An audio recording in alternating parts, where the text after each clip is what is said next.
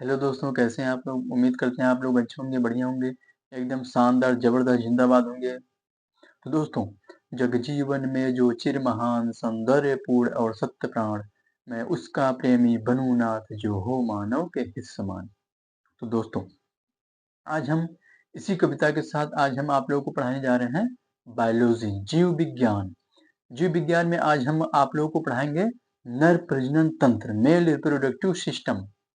जो नर प्रजनन तंत्र होता है बच्चों, उसमें जो नर का युग्मक होता है, गेमेट्स होता है, उसे हम शुक्राणु कहते हैं। क्या कहते हैं? शुक्राणु, स्पर्म। तो स्पर्म कितने प्रकार का होता है नर में, इसके बारे में आज हम लोग पढ़ेंगे। तो स्पर्म के जो प्रकार हैं बच्चों, मुख्यतः दो प्रकार के होते हैं। कितने प्रकार के? दो। पहला है एंडोस्पर्म और दूसरा है गाइनोस्पर्म।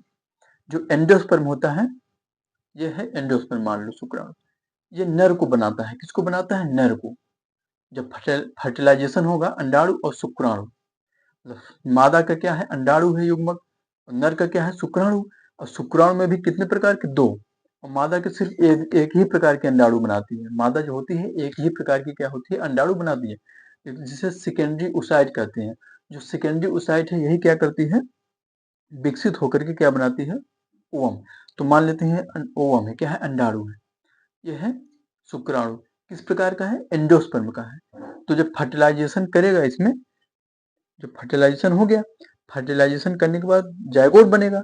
जायगोट के बाद मोरूला, ब्लास्टूला, गेस्टूला, काफी स्टेज के बाद क्या बनेगी? एक छोटा सा जीव बनेगा, बेबी बनेगा, बच्चा बनेगा। किस प्रकार का बच्चा होगा वो? नर होगा। क्या होगा? नर होगा, लड़का बनेगा वो। क्या बनेगा? लड़का। यहाँ तक कंफर्म है कि एंडोस्पर्म जो होता है क्या बनाता है? लड़का बनाता है, नर बनाता है फर्टिलाइजेशन के बाद। अब गायनोस्पर्म का क्या होता है? जो गायनोस्पर्म शुक्राणु होता है, वो लड़की बनाता है। क्या बनाता है? मादा, फीमेल, फर्टिलाइजेशन के बाद। जैसे मादा के क्या है? अंडाणु है, ये गायनोस्पर्म क्या है? शुक्राणु। जब फर्टिलाइजेशन हुआ, फिर जायगोट बना।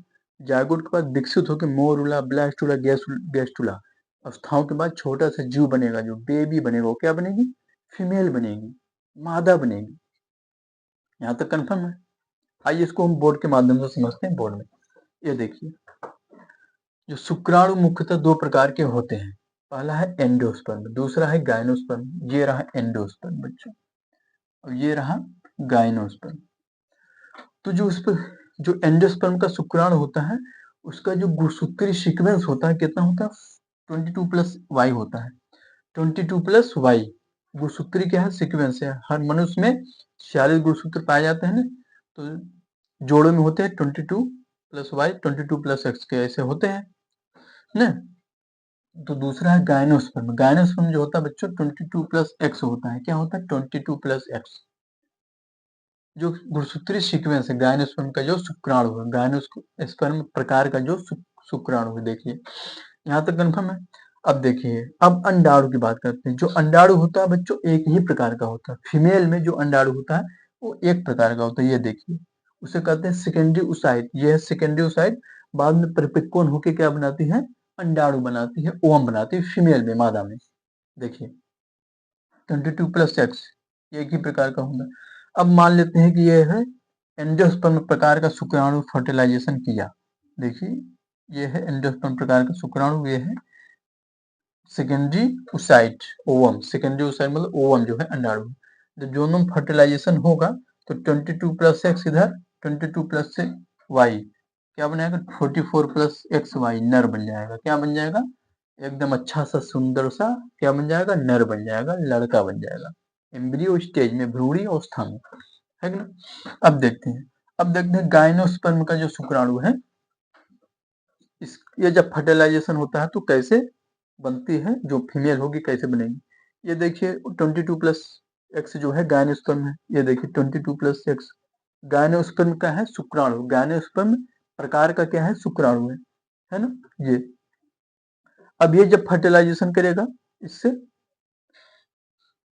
अंडाणु से, सेकेंडरी ओसाइट क्या है? यही बनाएगी अंडाणु से। जब फर्टिलाइजेशन होगा 22+X, इधर भी 22+X मिलके क्या बनाएंगे?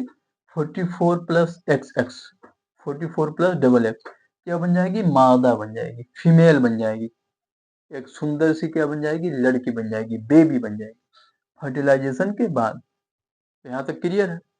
इसको हम और अच्छे से पढ़ेंगे बच्चों नेक्स्ट क्लास में कि फर्टिलाइजेशन कैसे हो रहा है, शुक्राणु कैसे जा रहा है अंडाणु में, कैसे मतलब मेम्ब्रेन को वो कर रहा है, तोड़ के कैसे फर्टिलाइजेशन कर रहा है, पूरा अच्छे से हम और अच्छे से एकदम पढ़ाएंगे बढ़िया से नेक्स्ट क्लास में।